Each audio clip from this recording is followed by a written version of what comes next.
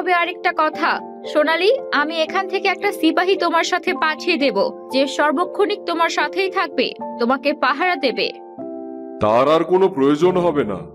আবারও তুমি এখানে কি করতে এসেছো? আমি তো বললাম তোমার সাথে কোনো কথা বলতেই আমার ইচ্ছে করছে না। যদি বাবা মায়ের কোনো কথা বলার থাকে আমি আগেই বলে দিই, আমি কোনো কথাই শুনতে রাজি না। আমি এখন বন্ধুদের সাথে গল্প করব। এর মধ্যে কিছু বলতে চাইছিলাম, আপনি অনেকক্ষণ ধরে কাজ করছিলেন, তাই ভাবছিলাম কি করে কথাগুলো বলি। বলো, কি বলবে? আসলে বাবা ঘুমের ঘোরে কি যেন সব বলছিল, তার মধ্যে একটা ছিল তার ছেলের কথা। কোন ছেলের কথা সে বলছে আমি তো কখনো জানি না যে আমার কোনো ভাই ছিল। কুসুম নিজের মেয়ের মুখে এই কথা শুনে খুব রেগে যায়। আরে, এসব কি কথা বলছো? তোমার বাবা কত অসুস্থ থাকে তুমি জানো না? আর এই ছোটখাটো ব্যাপার নিয়ে আমার সাথে কথা বলতে এসেছো? তোমার বাবার সব কথাই গুরুত্ব দিতে শুরু করলে কি হবে? সে তো সব সময় বলতে থাকে কেউ তাকে মারতে চায়, কেউ তাকে মেরে ফেলবে। কিন্তু মা, আমি বলতে চাইছিলাম কি, তোমার কি মনে হয় এত সুরক্ষা ব্যবস্থার মধ্য থেকে কেউ তোমার বাবার কোনো ক্ষতি করতে পারবে? এই সব কিছু তোমার বাবার মাথার ভ্রান্ত ধারণা। এসব কিছু নিয়ে চিন্তা করতে হবে না। রাজকন্যা, তুমি যাও, তোমার জাদুবিদ্যায় মনোযোগ দাও। তা না হলে বসে গল্পের বই পড়ো, রাজপ্রাসাদের বাইরে পেরিয়ে রাজ্য দেখো। তা না করে তুমি তোমার অসুস্থ বাবার কথা বিশ্বাস করে আমাকে প্রশ্ন করতে এসেছো। কুসুম একসাথে অনেকগুলো কথা বলে, সে কথা বলতেই থাকে। আর বিশাখা ছিল তারই মেয়ে, সে ছিল অত্যন্ত বুদ্ধিমতী। সে মনে মনে চিন্তা করে, আমি মাকে একটা প্রশ্ন করেছি, তার পরিবর্তে এতগুলো কথা বলছে কেন? এমন অনর্গল কথা তখনই বলা হয় যখন কোনো সত্যি লুকানোর থাকে। তাহলে কি বাবা সত্যি কথাই বলছে? সে যাই হোক, আমাকে খুঁজে বের করতেই হবে। কুসুম এবার রেগে চিৎকার করে ওঠে। কি হলো? দাঁড়িয়ে আছো কেন? তোমায় কি বললাম শুনতে পাওনি? আমি চললাম তাহলে। আমি আমার কক্ষে গিয়ে বিশ্রাম করব। আপনার কোনো প্রয়োজন হলে ডেকে নেবেন। বিশাখা আর কথা না বলে তার নিজের কক্ষের দিকে চলতে শুরু করে। বিক্রমপুর রাজ্যের সকলেই রাজপ্রাসাদের বাইরে উপস্থিত হয়। তারা যাওয়ার জন্য ঘোড়ার গাড়িতে উঠে পড়ে। সোনালি, চলে আয়, আমাদের গাড়ি এখন ছেড়ে দিবে। এখন যদি বের না হই তাহলে যেতে যেতে অনেক রাত হয়ে যাবে। এখনো যদি বের হই তাতে করেও সন্ধ্যা পেরিয়ে যাবে। তোমাকে ছাড়া আমরা এক মুহূর্তও থাকিনি রাজকন্যা। খুবই মনে পড়বে তোমাকে। সাবধানে থেকো আর জলদি ফিরে এসো। যেখানেই যাবে সাথে করে সিপাহীকে নিয়ে যাবে, আর বাবার সাথেই থাকবে। তোমাকে যদি সেই রাজ্যে কেউ কোনো ক্ষতি করার চেষ্টা করে সাথে সাথে আমাকে জানিয়ে দেবে। এই সিপাহীকে বলবে সিপাহী আমাকে জানিয়ে দেবে। সিপাহীকে আমি সবকিছু বুঝিয়ে দিয়েছি। সিপাহী, তুমিও রাজকন্যার সাথেই থাকবে। মা, তুমি শুধু শুধু চিন্তা করছো। চিন্তা করো না, আমি খুব তাড়াতাড়ি ফিরে আসবো।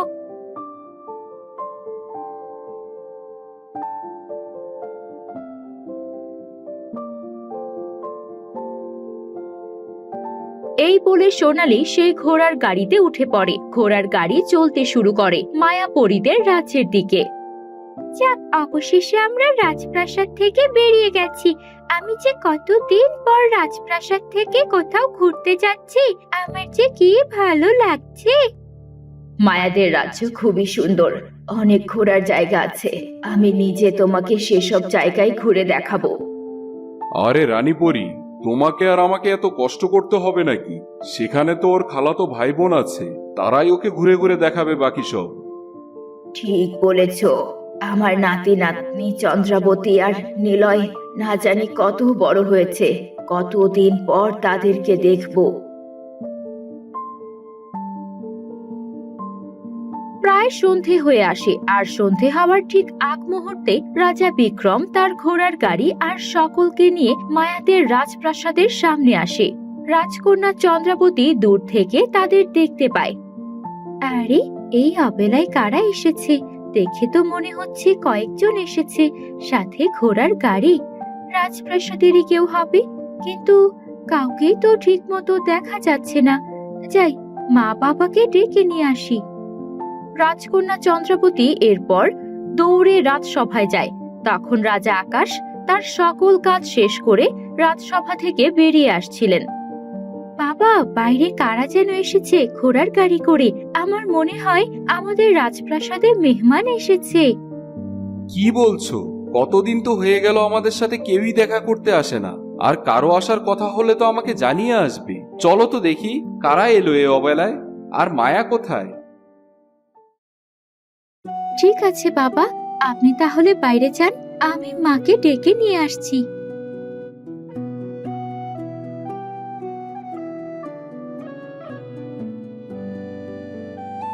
এরপর রাজকন্যা চন্দ্রাবতী তার মা মায়াকেও নিয়ে রাজপ্রাসাদের বাইরে বেরিয়ে আসে। ততক্ষণে সিপাহীরা সবকিছু দেখে শুনে তাদেরকে ভেতরে প্রবেশ করার অনুমতি দিয়ে দেয়। আরে মা, তুমি এসেছো? বাবার সাথে আপনিও? কতদিন পর আপনাদের দেখছি, কি যে ভালো লাগছে। আসুন আসুন, রাজপ্রাসাদের মধ্যে আসুন। আমি তো ভেবেছিলাম কে না কে এসেছে। হ্যাঁ রাজামশাই, রানীপরি, আপনারা তো অনেকদিন হলো আমাদের সাথে দেখা করতে আসেন না। ভেবেছিলাম হয়তো আপনারা কিছুতে রাগ করেছেন। তো আপনাদের শরীর ভালো আছে তো? আমার কিন্তু এতে কোনো দোষ নেই মা।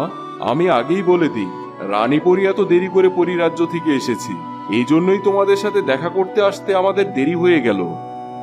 জানোই তো পরিরাজ্য থেকে এখানে আসতে কত কষ্ট করতে হয়, তাই আমাদের দেরি হয়ে গেছে। চলো ভেতরে যাওয়া যাক। আর একে আমাদের রাজকন্যা চন্দ্রাবতী নাকি? আমার নাম চন্দ্রাবতী। আপনার সাথে দেখা হয়ে ভালো লাগলো। ছোটবেলায় আপনাকে দেখেছিলাম, এরপর এতদিন পর এলেন নানু। আমারও। তা আমাদের রাজকুমার কোথায়? রাজকুমার নিলয়কে তো কোথাও দেখছি না।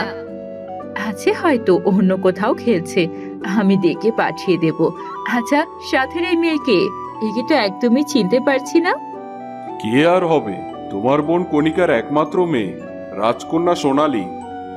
রাজকন্যা সোনালী, এই দেখো, এই হচ্ছে সেই মায়াপরী যার সাথে দেখা করার জন্য তুমি এত আগ্রহ নিয়ে অপেক্ষা করছিলে। আপনার সাথে দেখা হয়ে ভালো লাগলো। আপনার কথা আমি নানুর কাছে অনেক শুনেছি। তাই নাকি? এসো এসো, রাজপ্রাসাদের ভেতরে এসো, বাকি কথা পরে হবে। চন্দ্রাবতী, তুমি তোমার বোনকে নিয়ে তার কক্ষ দেখিয়ে দাও। আমি বাবা মাকে তাদের থাকার ঘর দেখিয়ে দিচ্ছি। এরপর তারা সকলেই রাজপ্রাসাদের মধ্যে প্রবেশ করে। অন্যদিকে নিলয় তখনও বাইরে আড্ডা দিচ্ছিল বন্ধুদের সাথে। আজ তো আমার বাড়িতে যেতে একদমই ইচ্ছে করছে না। ভাবছি আজকে বাইরেই থেকে যাব। বাড়িতে গেলেই তো শুরু হয়ে যায় বকবকানি। কিন্তু সেটা কি করে সম্ভব? কাল থেকে তো প্রতিযোগিতা শুরু হচ্ছে। আজ বাড়ি না গেলে তো সকাল সকাল রাজপ্রাসাদে থাকতেও পারবে না তুমি। আরে হ্যাঁ, আমি তো ভুলেই গিয়েছিলাম প্রতিযোগিতার কথা। আমারও তাই মনে হয়। আজ আমাকে তাড়াতাড়ি যেতে হবে। রাত তো প্রায় গভীর হয়ে এলো। আরো যদি দেরি করি তাহলে মা আমার সাথে বকাবকি করবে। ঠিক আছে, এখন কয়েকদিন তো তুমি তাহলে ব্যস্ত থাকবে রাজকুমার। ভালো থেকো আর মনোযোগ দিয়ে সব প্রতিযোগিতায় অংশগ্রহণ করো। এরপর আবার আমাদের দেখা হবে। আরে কিসের ব্যস্ততা? আমি কয়েকদিনের মধ্যেই এই প্রতিযোগিতা শেষ করে দেব কোনো না কোনো ভাবে। চন্দ্রাবতীকে তার নিজের জায়গা দেখিয়ে দিব। আমাকে বলেছিল আমি নাকি রাজা হতে পারবো না। এটা তো পুরোপুরি অসম্ভব। ঠিক আছে, এখন আর বেশি কথা না বলি, আমি তাহলে চললাম। নিলয় তার বন্ধুদের কাছ থেকে বিদায় নিয়ে রাজপ্রাসাদের দিকে যেতে থাকে। সে দেখতে পায় ঘোড়ার গাড়ি তাদের রাজপ্রাসাদের উল্টো দিকে বাঁধা। সে ভাবে, আরে আমাদের রাজপ্রাসাদে কেউ আসলো নাকি? কোনো খোঁজ খবরও তো পেলাম না। কেউ আমাকে কিছু বললো না কেন? দেখি রাজমহলে গিয়ে কোনো নতুন মেহমান এসেছে কিনা, নাকি আমাদের প্রতিযোগিতার জন্য অন্য কাউকে ডাকা হয়েছে। এসব চিন্তা করতে করতে নিলয় রাজপ্রাসাদের দিকে হাঁটতে থাকে। এমন সময় নিলয়ের সাথে দেখা হয় রাজকন্যা চন্দ্রাবতী এবং রাজকন্যা সোনালীর। তারা একসাথে গল্প করছিল। রাজকন্যা চন্দ্রাবতী নিলয়কে দেখে তাকে ডেকে বলে, আরে নিলয়, তুমি এসেছো? এদিকে এসো, আমাদের বাড়ির অতিথির সাথে তোমাকে পরিচয় করিয়ে দেই। ও হচ্ছে আমাদের পাশের রাজ্যের কণিকা খালামণির মেয়ে, রাজকন্যা সোনালী। আমাদের এখানে কিছুদিনের জন্য বেড়াতে এসেছে।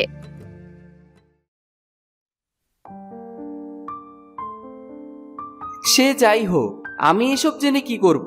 আমি আমার কক্ষে যাচ্ছি। এভাবে কেন কথা বলছো? তোমার রাজপ্রাসাদে একজন নতুন মেহমান এসেছে, আর তুমি তার সাথে ভালো খারাপ কেমন আছে জিজ্ঞেস না করে ভেতরে চলে যাচ্ছ? সেটা একান্তই আমার ইচ্ছা। যাই হোক, মা তোমাকে খুঁজছিল, আগে তার সাথে কথা বলো।